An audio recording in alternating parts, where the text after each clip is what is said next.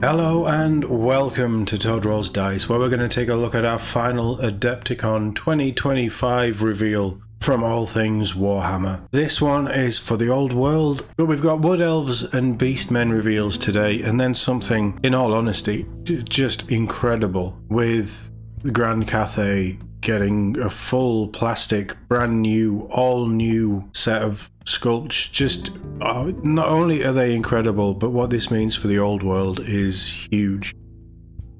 But let's run through this one first. Let's not get too ahead of ourselves. Defend or defile. The Wood Elf realms and Beastmen Brayherds battle for the forests of the old world. Chaos permeates the old world, and the lands of men, dwarves and elves must contend with an evil that lurks perilously close.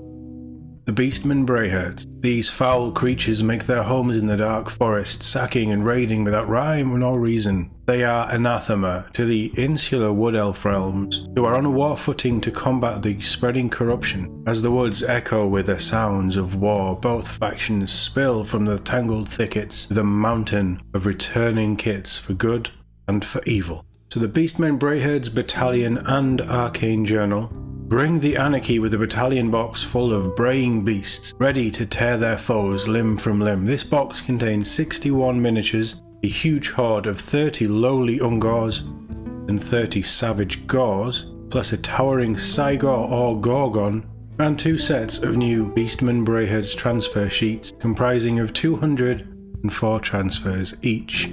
Give yourself up to the Cloven Ones with the Arcane Journal Beastmen Brayherds, the 48-page guide to the horned herds of the old world. It contains background on the culture of the Brayherds, including their language, as well as rules for 2 armies of infamy: the primal wild herds and the all-devouring Minotaur blood herds. There are also rules for special characters, units, magic items, and the law of primal magic.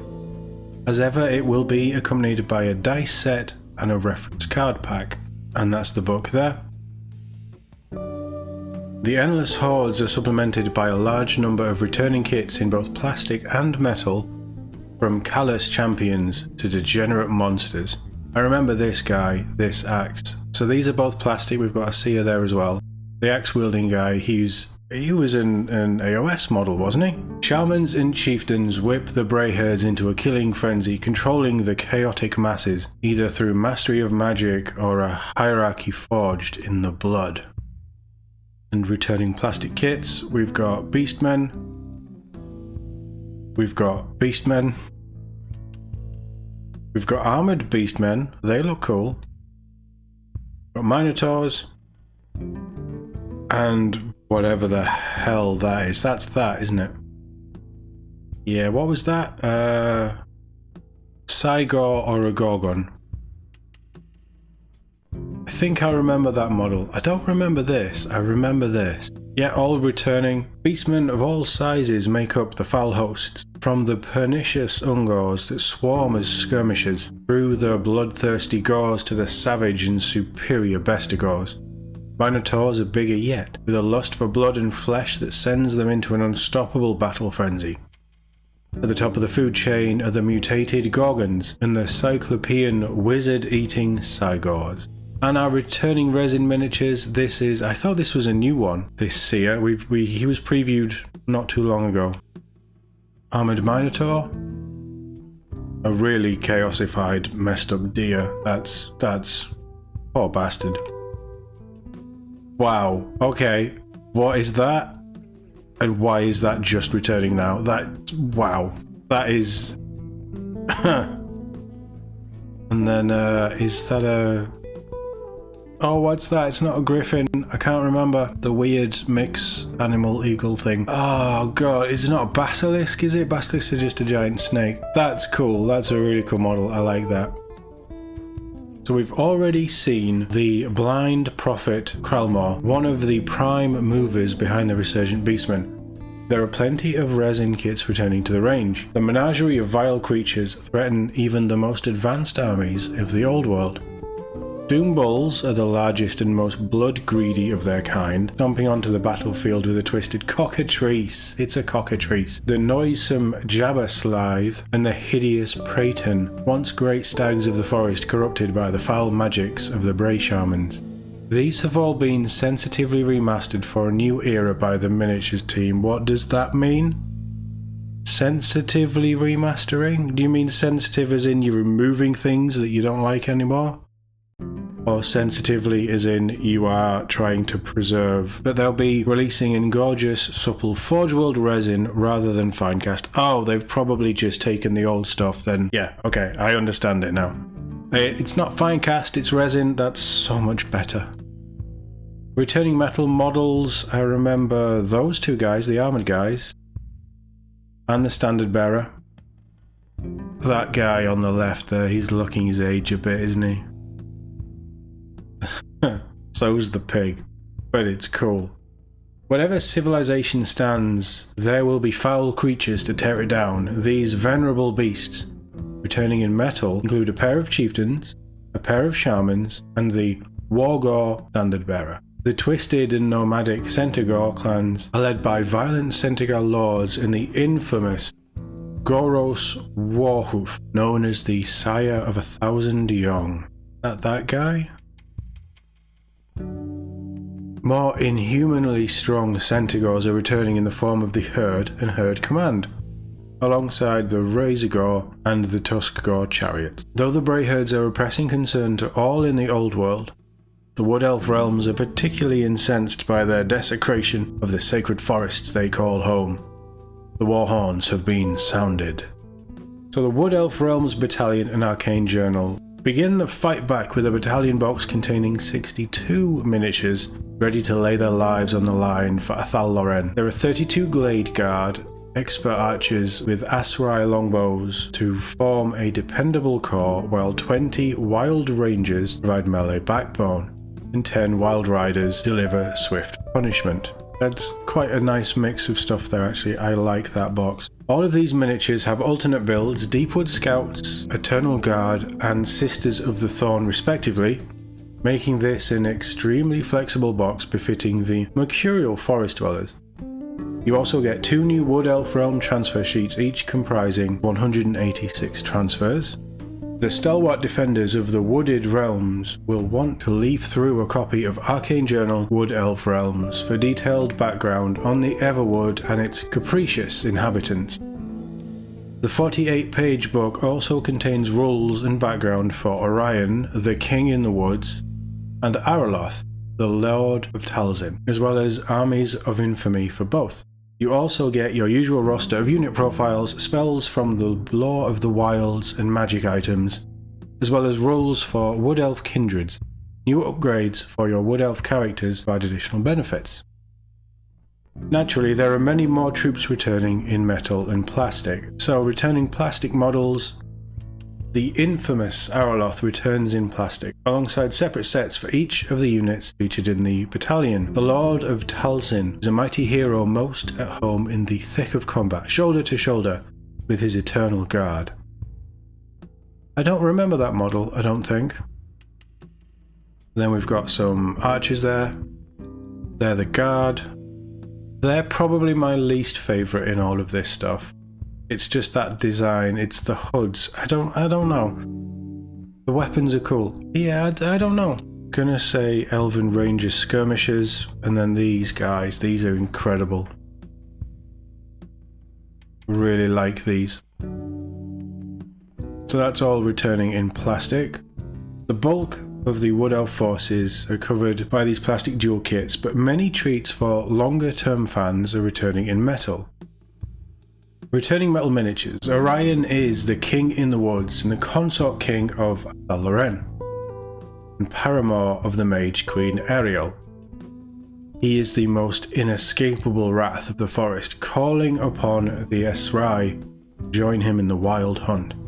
Abandoning civilization for a sheer thrill of killing, the defense of the forests otherwise falls to the nobles, who are required by oath to keep their domains free from intruders, and who ride out on elven steeds, stags, great eagles, and even serpentine frost dragons to fulfill their duty.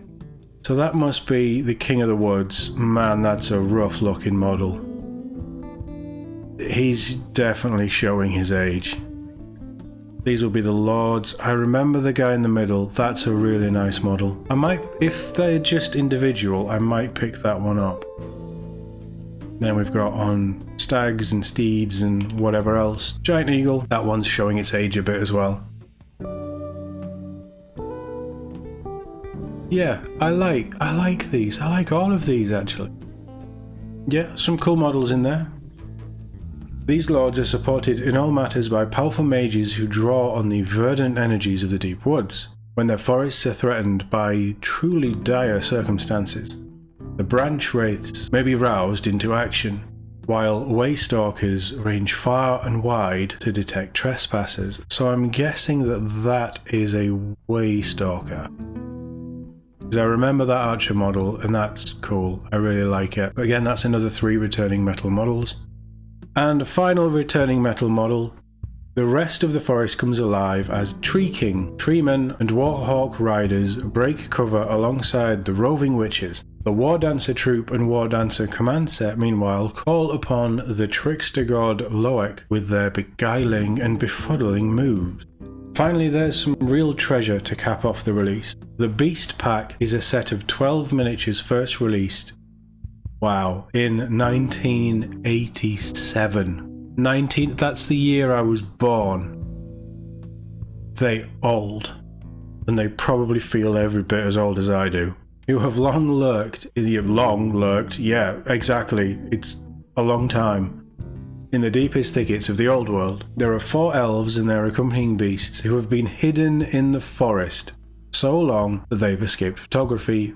For now. So that's the stuff that we sort of knew was coming. At least Wood Elf Realms and the Brayherds we knew were a thing. How about we take a look at the new stuff? And while all of this is kind of cool, but is showing its age, but it still has that full old world feel, this new stuff is just mind-blowingly incredible, and it's all in plastic. Take a look at Grand Cathay. Bring harmony to the old world with the armies of Grand Cathay. The threat of chaos looms in the northern wastes as internecine fighting consumes the empire of man. The other forces of order are beleaguered, locked into their own battles while orcs and goblins rampage and the Beastmen Brayherds swell. It's a desperate time, and the world needs a bulwark against evil to bring back balance. Who better to take up this mantle than an ancient empire ruled by immortal dragons? Yeah, okay, I'm down for that.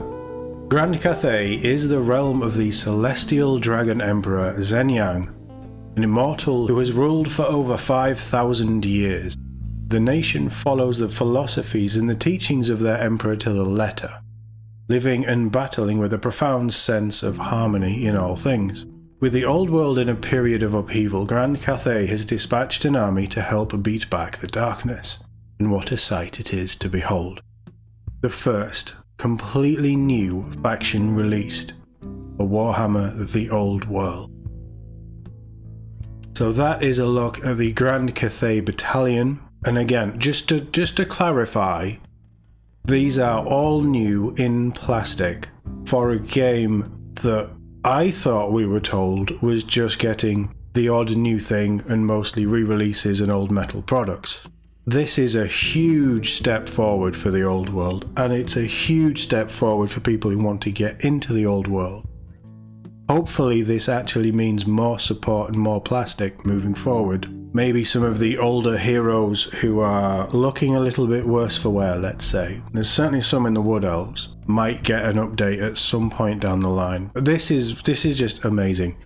If you've ever seen Avatar: The Last Airbender, this is basically all of that rolled into one. But let's take a closer look.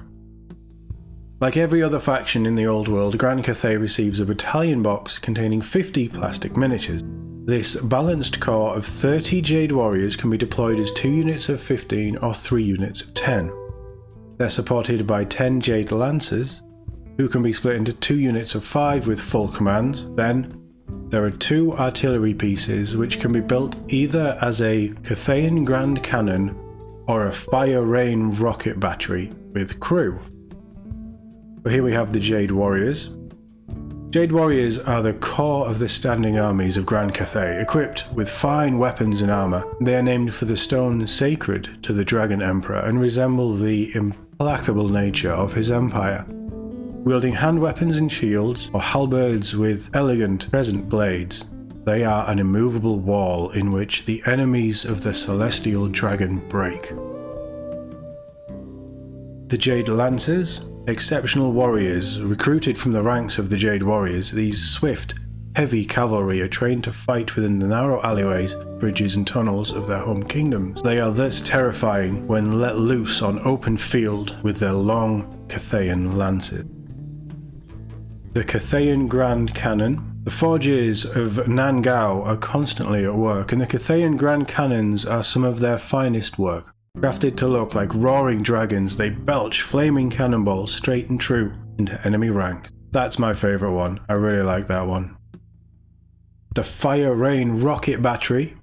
The Fire Rain rocket battery is less accurate than the Grand Cannon, launching a hail of deadly explosives that sow ruin, crewed by skilled disciples of the House of Smoke and Powder. But that's not all. What else do the armies of Grand Cathay have in their arsenal? Just this incredible looking hero character, the Shugengan Lord on the Great Spirit Longma. And this face, this whole design, she looks like the sister of the guy from the Fire Kingdom in Avatar, which probably isn't a coincidence.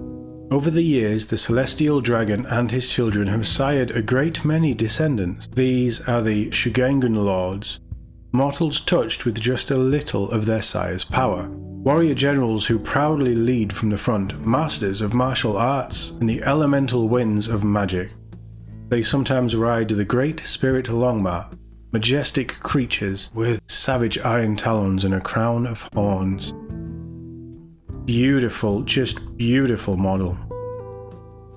The Gatemasters of the Celestial City. The Jade Warrior garrisons are commanded by Gatemasters of the Celestial City, veterans who must have served for at least a decade to earn a chance at promotion. They are experts in defense, gauging the lay of the land ahead of battle and enacting the will of the Lord Magistrates, who trust these learned warriors above all else. The Sky Lantern. How big is that thing? Few of the Celestial Dragon's forces are as ingenious as these Sky Lanterns, dirigibles held aloft by fabulously decorated paper that sits above a caged vermilion warbird and steered by crew riding an armoured gondola. I want to see the warbird! From this lofty vantage point, a magistrate observes the battle, using flags and banners to signal enemy movements to generals below, and provide artillery with instructions to fire without line of sight. When forces venture too close, pairs of the crane gunners snipe at them while the crew drops incendiary bombs. There's so much character going on in just that little area there. You can see these pictures with the magistrate, the snipers, and dropping bombs. Just so much going on. Really, really cool. This is my favourite, but it's very close with another one we'll see at the end. The Cathayan Sentinel. And it's plastic? I want these for scenery for AOS. Born of the dragon's majesty of the elemental winds, Cathayan Sentinels are towering statues, fashioned to look like great warriors. Travellers in Grand Cathay may notice them inert, dotted around cities or standing guard over bridges. Legend tells that they are the remnants of a once vast army created by the Dragon Emperor in the distant past, when chaos threatened Grand Cathay before. Sentinels are constructed from materials such as terracotta, jade, and even volatile warpstone, with each material offering different properties. They are silent observers until roused, when they are monstrous combatants of unstoppable force. The Archangel armies of Grand Cathay. we've only touched on the in-depth background contained in the Arcane Journal Armies of Grand Cathay, a 48-page book that paints a detailed picture of this immortal empire and the alliances that bind it to the nations of the Old World. Inside you'll also find rules for the armies of Grand Cathay, including their unique special rules, magic items, armory, and twin magical laws of yin and yang. Not very original with the naming there. I bet that will be an amazing read. But almost the best thing it's so hard. I mean, maybe it is better than the terracotta statues. I don't know. I'm so torn. And the fact that it's probably this. I think the painting of both is, it's so hard to choose, but I love this as well. This is such a cool miniature. Miao Ying, the Storm Dragon. That painting, whoever painted this is just incredible. It's an amazing sculpt. It's an amazing paint job. Wow, wow, wow. No lesser personage than the supreme matriarch of Nan Gao has made the perilous journey to the Old World to lead the forces of Grand Cathay against the forces of evil. The eldest living daughter of the Dragon Emperor, the Celestian of the Great Bastion, has guarded the northern provinces of Grand Cathay against chaos incursions and marauding hobgoblins for many centuries. Yet with the threat mounting, she finds herself at the head of an expedition to a strange land. And she's a really cool model as well. Not to take away from her, but she can turn into a dragon. A warrior and sorcerer of consummate power, the Storm Dragon assumes two forms in battle. A human crackling with arcane energy and a noble dragon to strike terror in the black hearts of the foe. Perhaps now she will be able to restore balance to the Old World.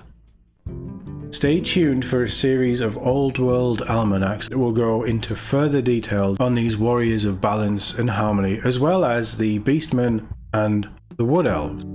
So we are going to be getting more, obviously we're going to be getting more previews. This is just an initial reveal. I am going to assume from how they're wording this and the amount that was shown off. They may have said something different on the preview. Forgive me if I'm getting this wrong. It was very early in the morning. But this is a lot. This is a faction's worth of stuff. And I'm just thinking, from the sheer size, you've got a giant plastic dragon there, you've got giant terracotta statues of sentinels, you've got a giant sky lantern, and then you've got a mix of heroes, artillery, cavalry, and then new warriors with multiple options. I am going to say that this is Grand Cathay. I don't know how long it will drip out over this year to be fully released, but this is probably it for a little while. This is like wave 1, but a very big wave 1. I would expect a wave 2 down the line if this stuff sells well, but the future of Old World, I think, and I think a lot of people think, is basically resting upon what happens with this release. If Grand Cathay sells, there's a need for it, there's a want for all new armies done in plastic. The cost, the development cost, the material cost that will have gone into this, to do this just for this preview, will be probably more than they were wanting to put into Old World at the very start. The fact that Old World has done so well says quite a lot about the desire to return to the world that was, but I have to give Games Workshop credit for actually saying, yeah, okay, we're going to do a whole new faction. If this does well, hopefully we're going to get more variants of things, more stuff from the Old World, more things that were on the outskirts of whatever conflict is happening now. I know nothing about the Old World, but I think that this is incredible. All of this is great. The pick of the preview for this one, I've already said it is the Terracotta Sentinels, but only because they remind me of the Ray Harryhausen, Jason and the Argonauts, bronze statues. Anything that reminds me of that is a big thumbs up from me. I'm interested in Wood Elves. I've always been interested in their lore. If I can, I would also like to pick up this Arcane Journal, because this, I don't know, there's something really cool about them. And the design, I love the Eastern vibe, the Oriental feel. That's incredible. I don't think you can look at this new faction and say there's a bad model. There might be things that you don't like. I know a lot of people aren't really happy with the ogres. But I don't think that you can look at any of this and say they're bad sculpts. Every bit of this is just amazing, and I am shocked that Old World is getting this. But this might just be enough. Down the line, as we get through the rest of the year and we see what happens, this might be enough to pull me into the Old World.